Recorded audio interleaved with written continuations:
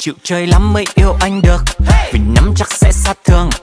Bé thích ôm xương rồng, cái đó anh nha chồng.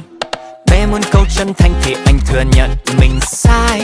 Chẳng thật lòng yêu ai cũng chẳng thiết mãi mãi. Câu anh chạy trốn chứ yêu vì anh biết chính mình ích kỷ, ích kỷ, ích kỷ. Anh sợ hãi chứ yêu vì anh biết trong mình ích kỷ, ích kỷ, ích kỷ. Trong anh là ngàn là một ngàn nhân cách. Trong mình là một ngàn tiếng nói vô hình. Cùng một lần lên tiếng rùm beng beng, rùm beng beng. Này cô bé thích anh làm gì? Anh có tốt đẹp gì đâu. Tình yêu đó khiến em quên rằng ở trên đầu là cần câu. Tại sao nói ghét anh mà vẫn cứ suy trách móc anh làm em ướt mi. Anh loay